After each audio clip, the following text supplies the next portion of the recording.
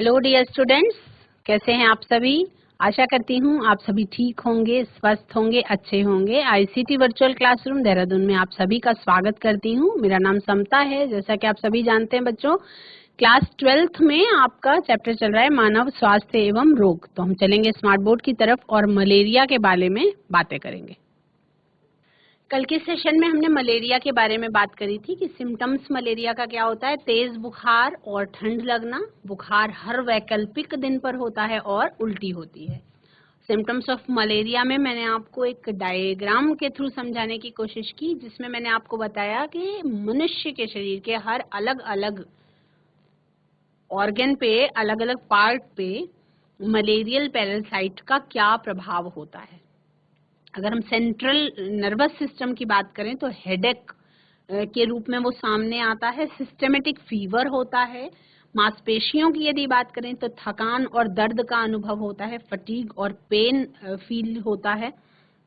उसके अलावा back pain होता है, सीवियर मतलब तेज पीठ में या कमर में दर्द होता है। स्किन की यदि बात करें तो चिल्स और स्वेटिंग यानी कि ठंड लगना और कपकपाहट, ये दो सिचुएशन होती है। और स्वेटिंग भी होती है, यानी कि जब फीवर उतरने लगता है तो बुखार भी पसीना होकर के बुखार उतरता है। यदि हम रेस्पिरेटरी ऑर्गन की बात करें तो ड्राई कफ की शिकायत देखी गई है मलेरियल पैरासाइट से ग्रसित व्यक्तियों के अंदर। ड्राई कफ होता है और स्प्लीन जो है वो एनलार्ज हो जाती है, यानी प्लीहा जो है वो अपना आकार बढ़ा लेती है। पेट में क्या इशू होता है, स्टमक में नाउशिया एंड वॉमिटिंग। नाउशिया का मतलब है उलझन के साथ ऐसा महसूस होना कि बहुत ज्यादा अनकॉन्शियस हो जाएगा बॉडी, ऐसा महसूस होना। और वॉमिटिंग यानी उल्टी का होना।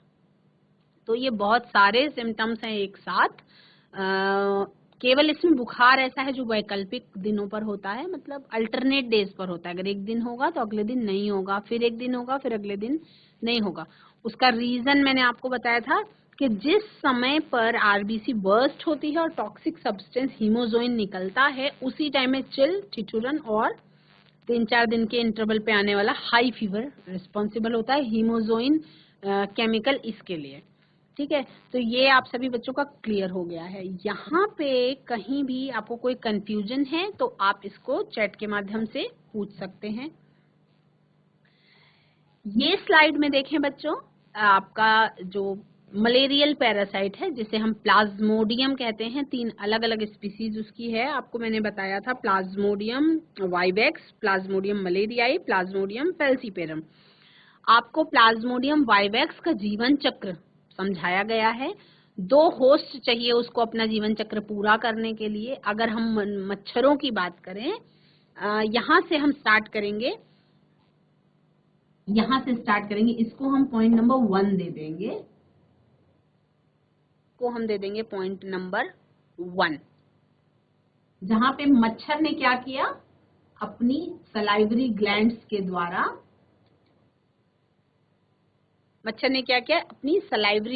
के द्वारा यहाँ पे किसी वेट अ सेकेंड, मच्छर ने क्या किया, अपनी सलाइवरी ग्लैंड्स के द्वारा डंक मारा किसी मनुष्य को और कहते हैं मच्छर ने काट लिया। ठीक है, जब मच्छर ने काटा तब उसने मनुष्य के शरीर में अपने स्पोरोजॉइड्स, जो कि डिप्लॉयड स्टेज है, उसको इंजेक्ट कर दिया। यानी कि जब मच्छर ने काटा तो स्पोरोजॉइड्स, किसके, प्लाज्मोडियम के स्पोरोजॉइड्स को अपनी लार के माध्यम से मनुष्य के शरीर में छोड़ दिया। ठीक है, वहां पे स्पोरोजॉइड्स लिवर के अंदर गए और लिवर स्टेज में जाने के बाद लिवर के ऊपर उन्होंने आक्रमण किया, लीवर पे उन्होंने अटैक किया और अपनी संख्या को लगातार बढ़ाने के बाद उन्होंने आरबीसीज पर अटैक किया। किस पर अटैक किया बच्चों, आरबीसीज पर अटैक किया। किसने, प्लाज्मोडियम के स्पोरोजॉइड्स ने। और जब अटैक किया तो आरबीसीज क्या हुई, बर्स्ट हो गई, रेड ब्लड सेल्स बर्स्ट हो गई। और बर्स्ट होने के बाद इस टाइम पर एक केमिकल रिलीज हुआ जिसका नाम था हीमोजोइन। यहाँ पे सभी बच्चे लिखेंगे नाम था हीमोजोइन, हीमोजोइन। और जब आरबीसी बर्स्ट हुई तो गेमिटोसाइट्स रिलीज हुए और ये गेमिटोसाइट्स थे ब्लड में। फिर से किसी स्वस्थ मच्छर ने क्या किया, किसी बीमार व्यक्ति को काट लिया। अभी यहाँ पे जो ट्विस्ट है स्टोरी में, ये आपको ध्यान देना है, स्वस्थ मच्छर ने बीमार व्यक्ति को काट लिया। केवल मच्छर के काटने से मनुष्य ही नहीं बीमार होता है, अगर मनुष्य को मलेरिया है तो उससे मच्छर को भी इन्फेक्शन होता है। तो जब स्वस्थ फीमेल एनोफिलीज ने बीमार व्यक्ति को काट लिया तो गेमिटोसाइट्स जो थे वो खून के द्वारा उसकी बॉडी में चले गए। अब वहां पे क्या हुआ, वहां पे oocysts डेवलप हुए मच्छर की आंतों के अंदर गट वॉल में, और फिर वो गेमिटोसाइट्स स्पोरोजॉइड्स में डेवलप हो गए oocyst के अंदर, और इसके बाद फिर वही स्पोरोजॉइड्स जो है सलाइवरी ग्लैंड्स में चले गए मॉस्किटो के, और फिर मच्छर ने काटा और वो मनुष्य के अंदर आ गए। और ये चक्र निरंतर चलता रहा, और ये चक्र निरंतर चलता रहा बच्चों। और इसी चक्र के द्वारा क्या हुआ, मनुष्य के अंदर मलेरियल पैरासाइट का आक्रमण हुआ, और मलेरियल पैरासाइट के कारण जो है वो मलेरिया हुआ। ठीक है, क्यों बीमार मलेरिया वाले व्यक्ति को भी मच्छरों से बचाना चाहिए ताकि दूसरा मच्छर इन्फेक्ट ना होने पाए, और क्यों मच्छर के काटने से मनुष्य को बचाना चाहिए ताकि किसी भी व्यक्ति को मलेरिया, चिकनगुनिया या डेंगू जैसी बीमारी ना होने पाए। क्लियर, सभी बच्चों को समझ में आ गया है? आई होप आप सभी ने ये डायग्राम बना लिया होगा। अब हम आगे बढ़ेंगे और इस डायग्राम को बहुत ध्यान से आप देखेंगे। इस डायग्राम को आप बहुत ध्यान से देखेंगे। ये डायग्राम कैसा है? ये डायग्राम में आपको प्लाज्मोडियम की लाइफ साइकिल दिखाई गई है। क्या दिखाया गया है? आपको प्लाज्मोडियम की लाइफ साइकिल के बारे में पूरा पढ़ना है। तो प्लाज्मोडियम की लाइफ साइकिल आपको इस डायग्राम में दिखाई गई है। मैंने आपको बताया कि प्लाज्मोडियम को अपनी जीवन चक्र को, अपनी लाइफ साइकिल को पूरा करने के लिए 2 होस्ट की आवश्यकता होती है। पहला है आपका मनुष्य और दूसरा है आपका मच्छर। यानी कि प्लाज्मोडियम का जीवन चक्र तभी पूरा होगा जब 2 होस्ट मौजूद मिलेंगे उसको। अब यहाँ पे भी इस डायग्राम को अगर आप अपने एग्जाम में बना देते हैं बच्चों, ट्रस्ट मी, आपको 100% मार्क्स प्लाज्मोडियम की लाइफ साइकिल में देने से कोई भी टीचर अपने आप को रोक नहीं पाएगा, है ना। उसमें क्या है, आप पूरा प्लाज्मोडियम का लाइफ साइकिल केवल डायग्राम के माध्यम से ही शो कर दे रहे हैं, और इसी को थोड़ा सा आप एक्सप्लेन कर देंगे, दैट्स इट, है ना। यहाँ पे आप देखिए प्रोसेस 1 क्या है, प्रोसेस 1 क्या है। यहाँ पे बात हो रही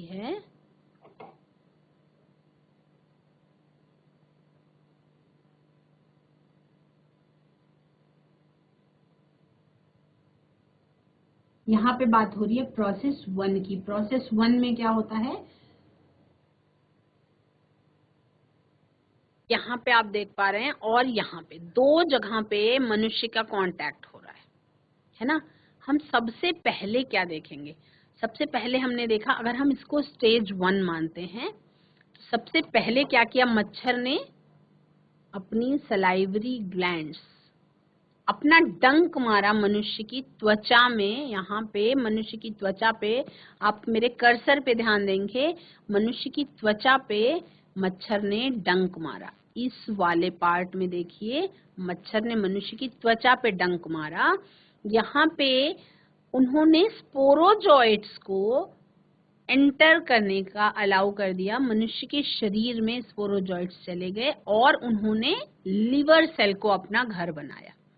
ठीक है, किसको अपना घर बनाया, लिवर सेल को, यानी यकृत को अपना घर बनाया, जिसको कहते हैं लिवर कमजोर कर देना। मलेरिया में सबसे पहले क्या होता है, लिवर कमजोर होने लगता है, इसीलिए वोमिटिंग भी आती है।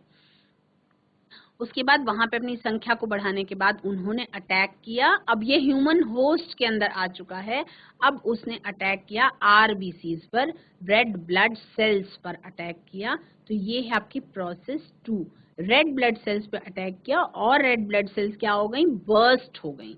रेड ब्लड सेल्स के बर्स्ट होने के बाद यहाँ पे आप देख रहे हैं रेड ब्लड सेल्स के अंदर जो प्लाज्मोडियम के गैमीट्स बने, स्पोरोजॉइट्स से क्या बन जाते हैं, गैमीट्स बन जाते हैं डिवीजन के फलस्वरूप। तो गैमीट्स बने और यहाँ पे प्लाज्मोडियम के गैमीट्स जो है वो फ्री हो गए, है ना। अब यहाँ पे एक स्वस्थ मच्छर फीमेल एनोफ्लीज ने मनुष्य को काटा, यहाँ पे मनुष्य को काटा और काटने के बाद क्या हुआ बच्चों, काटने के बाद यहाँ पे उस मच्छर ने सक कर लिया गैमीट्स को प्लाज्मोडियम के, ठीक है। अब फिर ये मच्छर के अंदर प्लाज्मोडियम के गैमीट्स पहुंच गए हैं।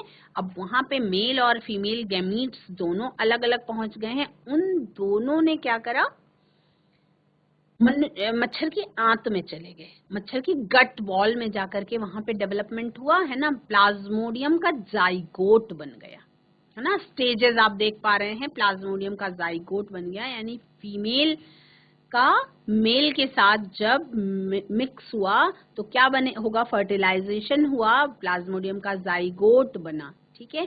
वहां पे फर्स्ट स्टेज, सेकेंड स्टेज के बाद स्पोरोजॉइट्स के रूप में वो वापस से सलाइवरी ग्लैंड्स में आ गया मच्छर के, और फिर से मच्छर ने किसी मनुष्य को काटा तो फिर से इन्फेक्शन हो गया। ये जो प्लाज्मोडियम की लाइफ साइकिल है ये अल्टरनेट चलती रहती है और प्लाज्मोडियम को अपना जीवन चक्र पूरा करने के लिए 2 होस्ट की जरूरत पड़ती है। तो ये डायग्राम रंगीन, जितना कलरफुल आपको स्क्रीन में दिखाई पड़ रहा है उतना ही कलरफुल आप बनाने की कोशिश करेंगे ताकि आपको अच्छे से प्लाज्मोडियम का लाइफ साइकिल जो है वो समझ में आ जाए। तो सभी बच्चे क्या करेंगे, फटाफट इसको अपने नोटबुक में डायग्राम बनाएंगे और कलर्ड डायग्राम बनाने की कोशिश करेंगे।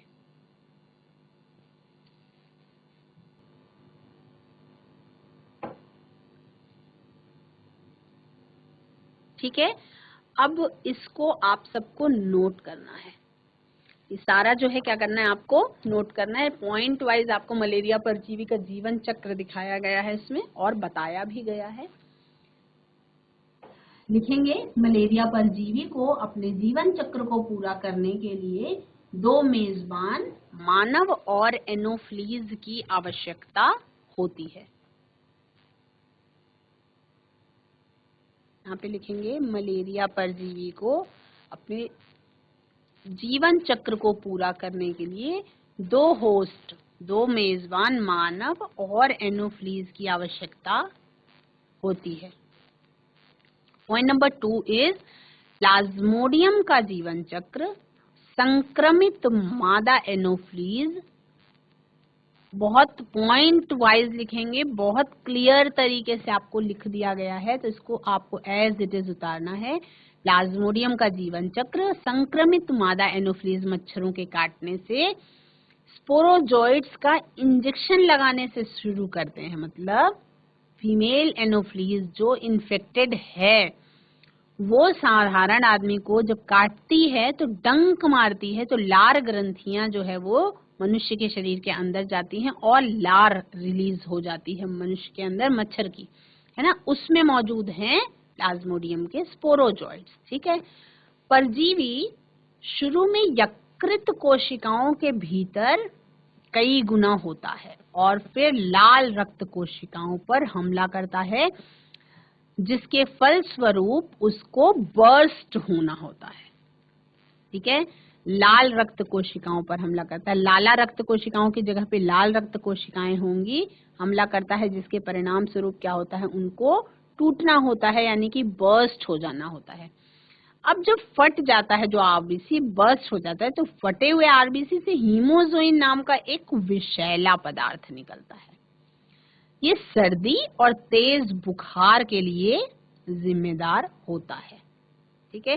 सभी बच्चे इसको नोट करेंगे अपनी नोटबुक में।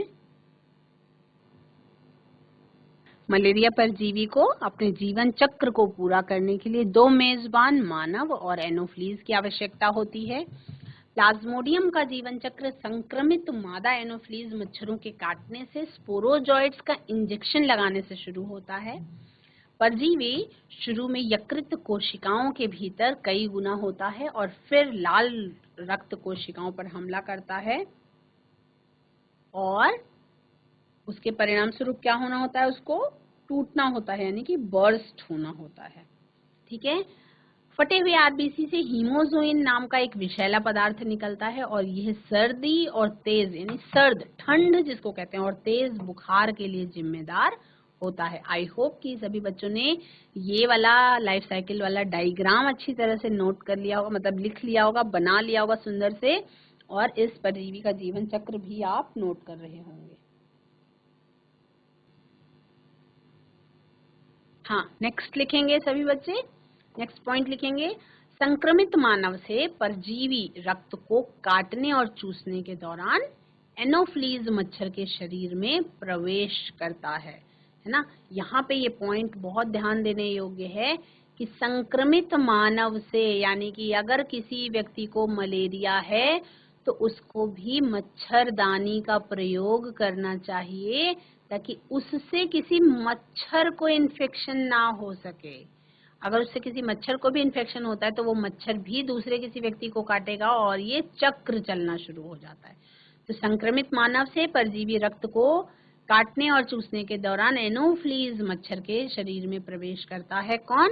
परजीवी, जो कि है प्लाज्मोडियम। एनोफ्लीज मच्छरों के शरीर में और विकार बनता है, एनोफ्लीज मच्छरों के शरीर में और विकार होता है। ठीक है। खून चूसती है, मच्छर क्या करता है? मच्छर मनुष्य का खून चूसता है।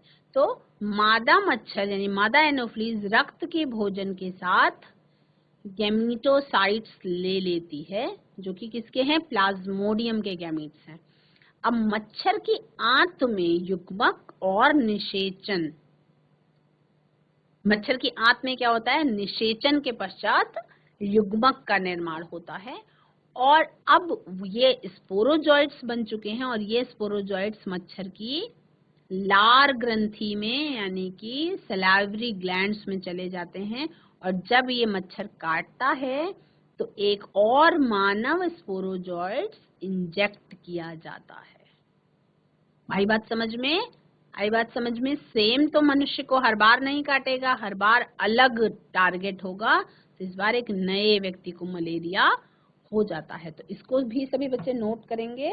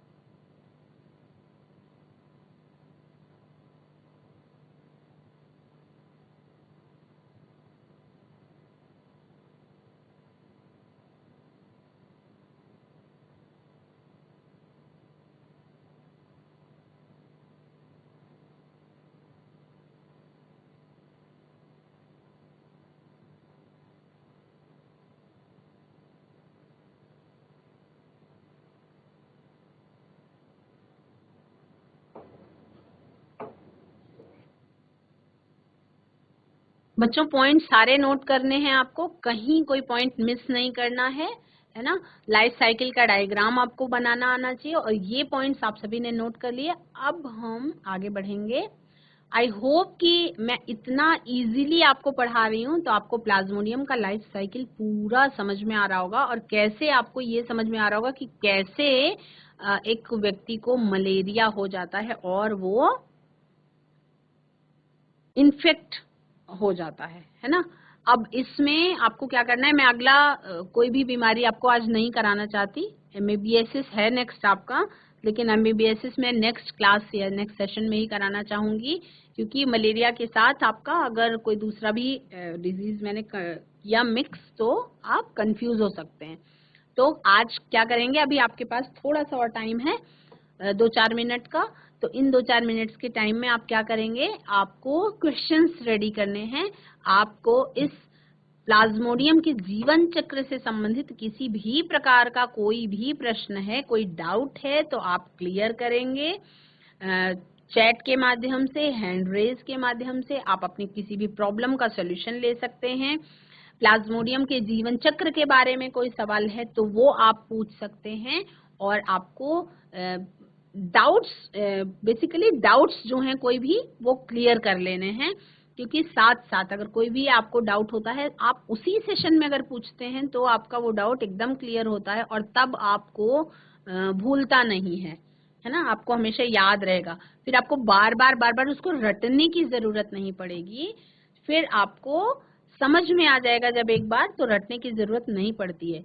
अब अगर हम एग्जाम्पल के तौर पे एक डॉक्टर को माइंड में ले लें बच्चों, क्योंकि हम 12th क्लास के बच्चे जो भी बायो का सब्जेक्ट लेते हैं उनका 2 ही टारगेट होता है, या तो वो प्रोफेसर बनना चाहते हैं या क्या बनना चाहते हैं, डॉक्टर।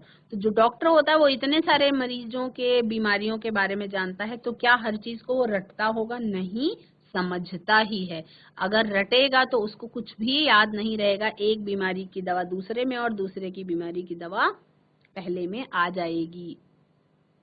तो इसलिए क्या करना है, आपको भी रटना नहीं है, आपको भी समझ करके ही आगे बढ़ना है। इसको मैं एक बार क्या करूंगी, रिवर्स बैक में लेके जाऊंगी और इसको आपको डायग्राम, पहले डायग्राम आप अच्छी तरह से, ये डायग्राम, ये वाला डायग्राम सभी बच्चे बनाएंगे। ये वाला डायग्राम सभी बच्चों ने बना लिया है। इसके लिए मैं आपको 1 मिनट का टाइम दूंगी रिवाइज करने के लिए फटाफट। उसके बाद फिर हम अगला डायग्राम बनाएंगे।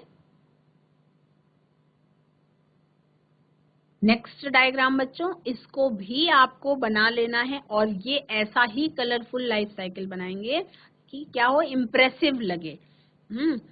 कोई भी टीचर नंबर काट ना पाए। अगर इस तरीके का कोई भी बच्चा डायग्राम बना देता है तो क्या कोई टीचर नंबर काटेगा?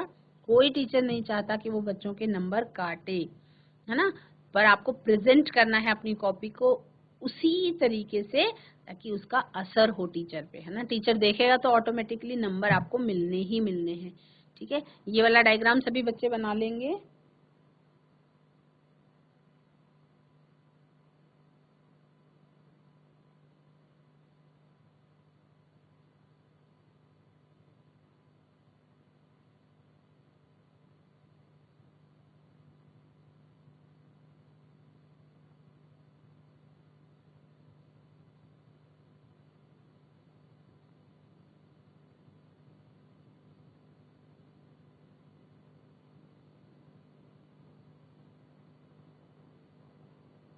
सभी बच्चे इसका डायग्राम बनाएंगे जिसमें आप देख रहे हैं कि प्लाज्मोडियम की लाइफ साइकिल जो है वो 2 होस्ट की जरूरत होती है उसको। 2 होस्ट में कौन कौन से हो गए आपका, एक तो मनुष्य हो गया और दूसरा हो गया मनुष्य और मच्छर। ठीक है, मच्छरों में डिप्लॉयड सेल की स्टेज होती है और मनुष्य में हैप्लॉयड सेल की स्टेज का फॉर्मेशन होता है। ठीक है, डिप्लॉयड एंटर करता है और हैप्लॉयड बन जाता है, और मच्छर के अंदर क्या होता है, हैप्लॉयड एंटर करके डिप्लॉयड बन जाता है। क्लियर है सभी बच्चों को? आगे बढ़ते चलेंगे और अच्छे तरीके से हम डायग्राम बनाएंगे।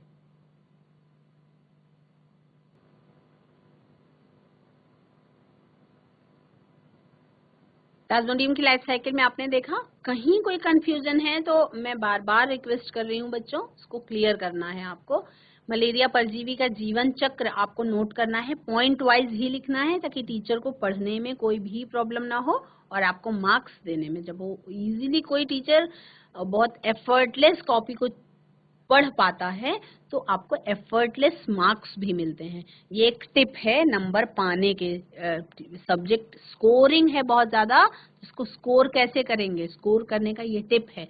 आप पॉइंट वाइज लिखेंगे चीजों को ताकि टीचर को विदाउट एनी एफर्टलेस तरीके से अगर कॉपी चेक कर रहा है टीचर तो एफर्टलेस मार्क्स भी मिलते हैं। एफर्टलेस मार्क्स का मतलब ये है आपने साफ तरीके से कॉपी लिखी है तो आपको बहुत अच्छे मार्क्स भी मिलने वाले हैं।